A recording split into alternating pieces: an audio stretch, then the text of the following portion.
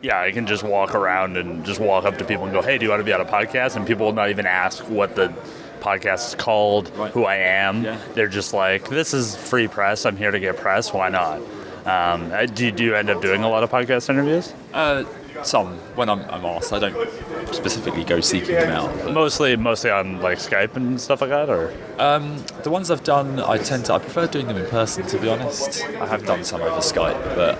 Yeah, the in-person's a lot better. Yeah. Also, I feel like with Skype, like the more people involved in a podcast, like the longer it can go on.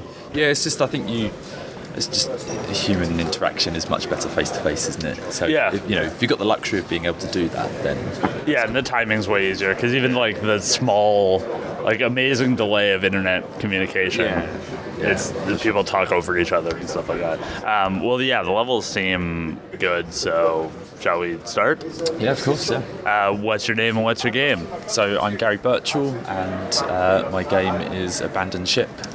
I assume it's based in somewhat water, the sea. Yes, no, that's correct. So the kind of internal dev statement for us when we started out was FTL meets Master and Commander. We picked Master and Commander partially because the tone of our game is sort of quite dark. It's, snatching victory from the jaws of defeat, surviving on the edge. So a lot of people go, like Pirates of the Caribbean. It's kind of like, well, actually, that's a bit too jaunty piratey. Yeah. Whereas Master and Commander is much more sort of tonally correct. Is it like, I've never even heard of Master and Commander. Is it? I assume it's like a PC game from the 90s. No, it's a film with. Well, it's a film. Originally, it's a book. A very, very good book. It's the Royal Navy in Napoleonic times. It's part of there's a captain, Jack Aubrey, in the film that was played by Russell Crowe, and then his partner is a doctor. Was it like a huge success, or is it more of like a cult following kind of people like pirates like the movie? I thought it had attracted like international success, but I have also bad like there's a lot of movies I haven't seen. Right. Like I haven't seen Blade Runner, and I'm working in video games, which is nuts. Sorry, interview's over. Okay, yeah, it was fun being on it.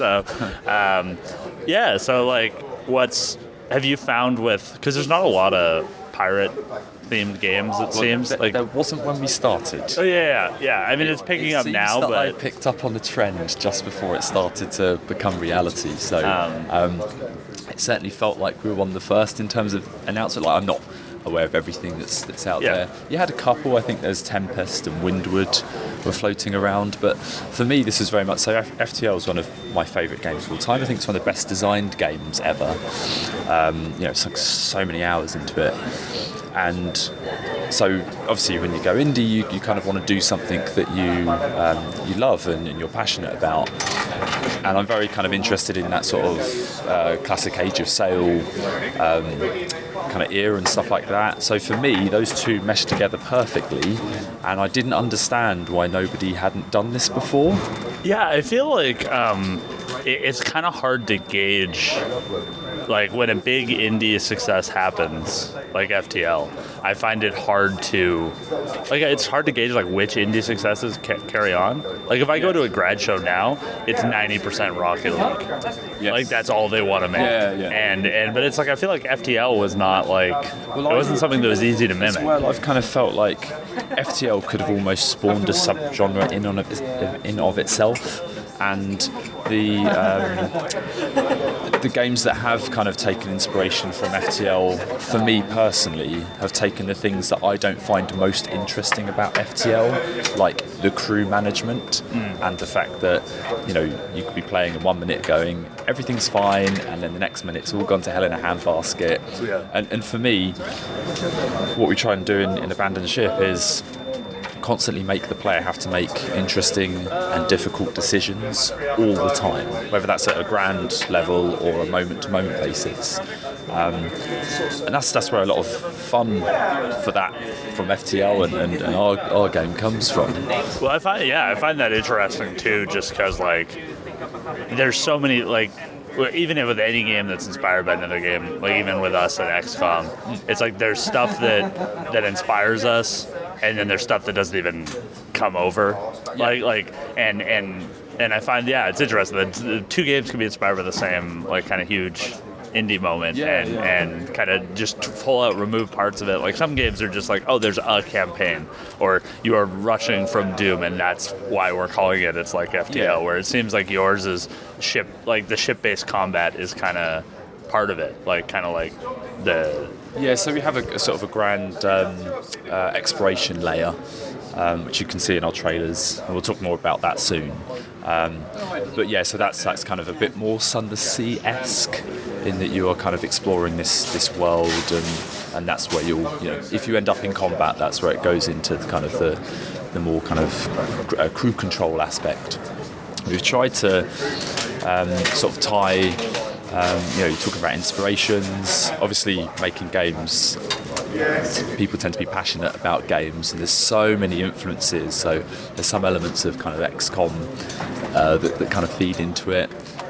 Aesthetically, we've been really inspired by classic naval oil paintings, which are a very good sort of thematic and tonal fit for us. Do you have any of those in the office? No, funny enough, actually. When one Christmas, I was around my in-laws, and in their living room they have these two fantastic naval oil paintings, and I've always loved that sort of art style. I mean, that's the reason why they're classic. People tend to like stuff like that. I always kind of find myself just standing staring at them, and one Christmas I was standing staring at them, and I was literally thinking to myself, we need some sort of distinctive art style for Abandoned Ship that will kind of help us stand out. And it's suddenly, anvil on the head, clang, I'm staring at a naval oil painting. This couldn't be a better fit for what we wanted to achieve. That was the easy part, because implementing that style in Engine is actually quite difficult, and I've got the team, the artist and the programmer to thank for that. Like I was working in an office with people that were working on like a painterly rendering, and it's just nuts. Like it's just like you can make that as complicated as you want, and trying to get it aesthetically right and manageable, and like it's a difficult thing. Because I'm not an artist by trade, I have to really concentrate on what it is about styles. I mean, luckily the team. The visual effects artist and our artist just got it and knew sort of how to realise that. I'm just the ideas guy. Hey, that'd be cool, wouldn't it? And then more talented people have made it happen. So, are like naval paintings still being made? Is that something? I don't think you get. If you make it big, and can you buy a abandoned ship themed naval? I had thought of that because one of the artists, a girl called Alex, she can oil paint. So okay. Yeah. I was kind of like, well, if there's an interest there, maybe she could. That could be something she could pursue. Because she kind of just intrinsically understands that style. But I think you guys know this with Darkest Dungeon, right? So it's the whole package. It's the consumer sort of promise of this thing. So if you've got a game and an art style, the gameplay, it all fits together tonally, and that complete package, I think that's really attractive to players. So hopefully we've achieved sort of that kind of complete package part of it as well. Is there an abandoned ship button in the game? There is, yes. So the reason why the name came about, other than that I thought it was quite evocative, was in games like FTL and Sunless Sea, the player is essentially the ship. In Abandoned Ship, you are the captain. So if your ship is destroyed, you can go to the lifeboat with your captain and your crew. Even if you don't make it to the lifeboat, the captain can kind of, when the ship goes down, the captain can wake up clinging to a bit of driftwood. Admittedly, you're not. So really, they don't go down with the ship like they're supposed to. Well, yeah, right. Would you? I know I don't know. Not in this world. So, admittedly, your nautical career is not at its high point in those situations, and the choices you make might lead to your death. But basically, as long as the captain is alive, there's always hope. There's always a chance that you can survive long enough to make it back to port, be rescued, and then you can get another ship and crew and go off on your way. So what's your nautical career like? Well, I used to work at a company called Climax Studios, and they're based in Portsmouth. It's also very famous. Sounds like a port city. Yeah. The offices would overlook the harbour mouth, and so constantly you'd have these amazing ships go past, because it's a Royal Navy base. But also there's two famous ships there. There's the HMS Warrior and the HMS Victory, which is obviously Nelson's ship. So I think because I've always lived within an hour of Portsmouth and then worked at Portsmouth for so long, that kind of seeped into me somehow, and I've always been interested in sort of Napoleon. Did you ever do like sailing or stuff like that? No. Kayak? I think I have kayaked at some point. I think it's the sea, or humans have a kind of fascination with the sea. Maybe British people do because it's an island nation as well. Yeah, you're gonna see a boat. Exactly, yeah. So I think even like the furthest away from the sea you can get in the UK is only about an hour and a half's drive away from the coast, sort of thing. Oh yeah. So I think that kind of, and this ties in with the art style where you look at some of those oil paintings and they're almost like a romantic vision of the sea. So like Turner paintings, for example, like sometimes the sea is just like bright orange because it's sunset. So we've tried to replicate that as well in various times of day and stuff. Not that the people listening to the podcast can see, but on screen here is, very sort of bluey, purpley, pinky hues for dawn. And that kind of, I think those paintings and the art style that we're influenced by kind of ties into that mystery of the sea and romantic aspects of the sea, and ties into that complete package that I was talking about earlier. So in your opinion, what's the most romantic beach in the UK? We've got some fantastic beaches, actually. I suppose it depends that you've got which is the most pretty to look at. There's a very nice one near Land's End in Cornwall called Porthcurno, which looks like it's been plucked out of somewhere a lot nicer than the UK, like the Caribbean or whatever, and just plonked down. Oh, I guess like a palm tree, is it? It looks, no palm trees, but it just looks like it could tropical. be Caribbean, yeah. But I kind of prefer beaches. We have a very good tidal range in the UK. So what is tidal range? So as in like at low tide, it will be so many meters difference from high tide. What's that difference like? Like I've never even thought that would vary. It can be intense. Like by the River Severn, I think that's like one of the greatest tidal ranges. You can go to a beach at low tide, and you'll be able to walk out a mile. Oh wow! But then at high tide, it will be several meters higher. Oh, okay, There'll be a little yellow bit of beach. So which is awesome for sandcastle building. Yeah. Yeah, so, the wet sand is key. Yeah, exactly. Yeah, you've got to get that right consistency, haven't you? So, for me personally, when you go, what's a good beach? I instantly think, what's a good beach for sandcastle building? That's your first love. Yes. Yeah. Have you entered any competitions? No, but I've got put it this way, it gets to the point where, so when I take my kids down to the beach, I take a garden shovel. And I've got like a proper, not cheap garden shovel, and what does that mean? A spade. Oh, okay. Yeah. So it's like a proper 30 pound expensive spade, and I kind of build these massive constructions, and it's all about the scale and. Oh, so you're building like 3 feet tall. Yeah, big sandcastles. Yeah, and big massive ones, and then you get to watch the tide come in and destroy it. And have you used that to promote your game at all? No, I guess I've done more traditional sandcastle. You weren't posting it on Instagram? Facebook. Okay. For Facebook friends. Because I feel like a sandcastle would do well on Instagram. And it wouldn't be that hard to write abandoned ship coming soon. Yeah, true.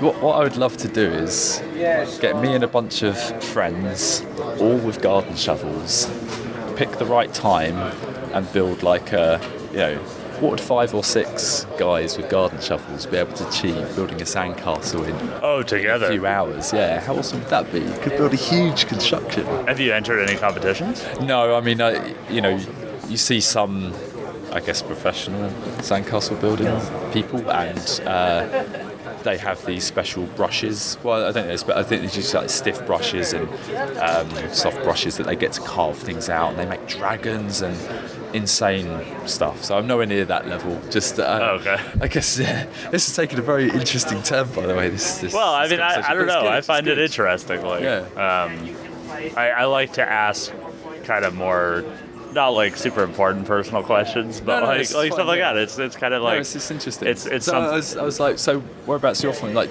I'm from Vancouver, Canada. Okay. And so I do live. You not have like massive. Oh no, we have. Sides there, well, we do. I just don't like. It's probably like 12 feet, like vertically, at the beach that's like close to my house. Okay. But I never really think about that would change. Yeah. And you could walk out probably like maybe half a kilometer or something. I mean, but I also haven't even considered that like we have different beaches and some go way longer and stuff like that. It's just like same here. Like, I wasn't sure if you were gonna be like, oh yeah, it's like 4 stories and like something like that. Like here in Brighton, you don't really notice the difference in tide because the stony beach is very steep. Yeah. But Brighton's a beautiful beach. Like stony, but it's what's nice about Brighton. Bad for sandcastles. Yeah, Brighton's a bit like, I guess, San Francisco, in that it's very feels a bit like a kind of very cosmopolitan and party town sort of thing, but in a more refined way. Yeah. But yeah, San Francisco's obviously nicer than Brighton, but I like Brighton. I don't know. Brighton's pretty charming. Like because it's just like the same difference from distance-wise from Vancouver, aren't they? Or San Francisco and Brighton? Yeah. No. San Francisco is like less than like I could be downtown San Francisco about 5 hours from leaving my house. Oh really? Like hour to the airport. I suppose, three hours over. Yeah. For us, that would be like flying to New York. Yeah. For it was like 9 hours. Right. Okay. And a huge time difference. Yeah. Okay. But I don't know. Brighton seems a little bit nicer than San Francisco. It's still a continent away, basically. A 5-hour flight. Yeah. Well, it's my first time in the UK, so. Right. Yeah, how are you finding it? I don't know. People are nice. A lot of people ask me if I skateboard, which I don't know if that's that might just be a Brighton thing. That might be a Brighton thing, but yeah, it's been good. Yeah, I've enjoyed the food that I've had. Still haven't had a Yorkshire pudding yet. Which is it seems like you can only get on Sundays, but yes, and I'm super excited for that. I have like some English and Scottish heritage, so I want to come to the UK to kind of connect with that half of my heritage.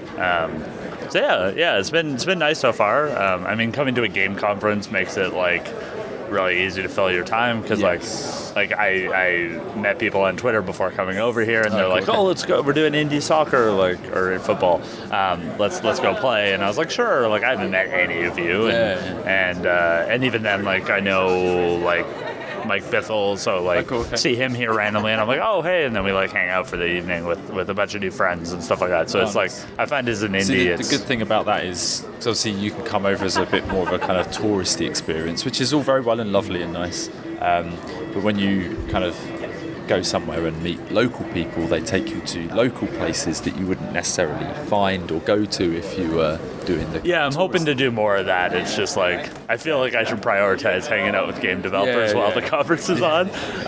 So what about after the conference? How long have you got to? I'm going to Dorchester because I have a friend, Jake Burkett, who I also interviewed on this podcast. Alien games. He used to live in Vancouver. Oh, did he? Yeah, for a while. In fact, last year he was at Develop doing a talk that I watched. Yeah, his talks are good. Yeah, I've met him I think once or twice. But yeah, he did a great talk on at GDC about like being a no-hit wonder because he's like done like all these games over years. I think I've watched that talk, and they all have like this long tail, and it's like kind of like like he's kind of set himself up. Like he just keeps working on them, and it's kind of like sustainable. I think and he's kind of hit the nail on the head there in terms of the long tail, in that particularly if you're an indie, it's obviously you want as an attractive launch as possible, but digital life cycles are like 5-10 years now. Yeah, I don't even think we've seen the end of it, because like right now they're re-releasing Crash Bandicoot, so like, well, I think it's it is tough out there. Because there's so much grabbing people's attention, but I also think it's that so many games now offer so much in terms of playtime that people aren't buying as many games, and then that's affecting everyone in the market. I mean,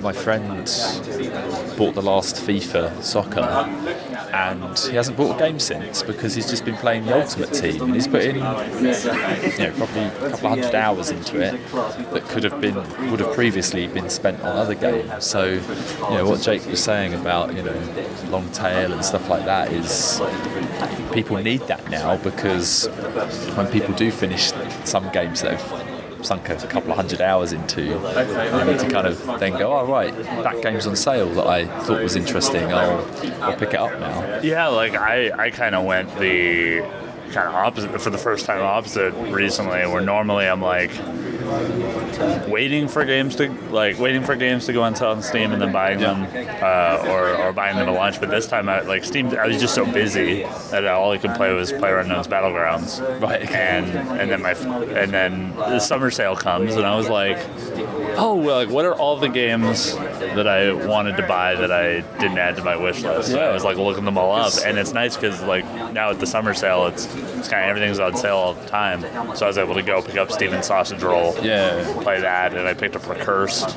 Have you heard of Recursed? No. It's like a puzzle platformer that plays with the concept of recursion. Are you a programmer? Yeah, no, but I know Recursion. Yeah. So you can take instances of levels into other levels, and like I can imagine the possibilities. It's nuts. Already, but I just like messes with the head. But I could just go and like remember the games I wanted to check out, and then just buy them. So yeah, I think things are changing. But I think a lot of people do that now because I've just stopped buying games because my backlog is so horrendous that if I just see a game I like, I just wishlist it, and then I know I can then pick it up at some point later. Yeah. I think I think a very small amount of it is like timing based too. Like I was like, I want to go on a trip, so like I want a game that I can play on my laptop that is not super that I can play on a plane if it's like uncomfortable and stuff like that. Exactly the same when I went to GDC. I was like, right, I've got this long flight, I'm going to pick up a few games. So played Limbo, which I completely missed.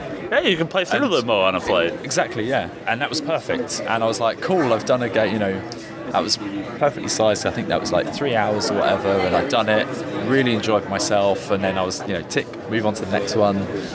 I like games like that. Yeah, I think it's also tough with like I don't know, like I got gifted Humble Monthly for my birthday, so it's like I got those games coming in, and like there's always a steady stream of games you've PlayStation Plus or stuff like that. Like you're getting 4 games a week, and if one of those many hours in the day, and there's far too little that. Like I bought Mass Effect. I was like, I don't know if I want to buy Mass Effect Andromeda, so I bought the EA Pass. Yeah. And it would give you a trial 8 hours, and I played it, and then I gave Mini Metro a try. Okay. And then just played that. Just stop playing Mass Effect. I suppose as well, if people have not got a huge amount of gaming time, they're only going to buy the games that they're super interested in. So that was the same for me. I loved the Mass Effect series, but I was just like, realistically, because Andromeda didn't blow everyone out of the park, I'm not going to get it unless suddenly I've get a real hankering for it, and it's got massively on sale or whatever. But there's just so much of cool games coming out constantly that there was a show I used to watch when I was a kid where there was this girl who her dad was like an alien or something, and she had this ability to pause time by putting her 2 fingers together. and then she could move about while everyone was frozen. And then she wanted to resume time, she could clap. The reason why I'm saying that is I need that to catch up on my gaming time. I mean, catch up on dev time. Think about how much work you can just burn through your estimates. You did this in a day? Wow, that's amazing. How'd you do it? Well, you wouldn't understand. Well, thanks for being on the question bus. Oh, well, thank you for inviting me. And is there anything else you want to plug? Well, I should say that if you want to check out Abandoned Ship, you can go to abandonedshipgame.com. We're on Twitter @GameAbandonedShip, and we're on Facebook too. If you like what you see, then head to Steam and add us to your wish list. And keep your eyes out soon, because we're going to release a new trailer that talks about our Kraken. So you heard it here first. Are you just going to launch that on Kraken Day? I should see if when's Kraken Day. I don't know if it's a thing, but it might be. People like that, so it might be a thing. No. You did hold up a kind of printout you made. Yes. And I'm just kind of curious, because you had to lift it. If next time you make a printout, are you going to put the social media higher up? I should do. This was from another show, and I cut the top off of the branding for that show, just for That's a resourceful. That's a resourceful. As an indie dev, you've got to be right until you know. So that was like some sort of Unity conference or something. And you cut it. It was the mix in. The mix, And the reason why I lifted it up is because I've got a box of chocolates that's obscuring it. Have the chocolates helped? I think people have been very, very polite. I've had to say, they haven't played the game. They haven't just taken the chocolate without playing the game. And even then, I've had to be like, take a chocolate, which me being a chocoholic, I'd just be walking past every 5 minutes, snatching a chocolate. But that's just me.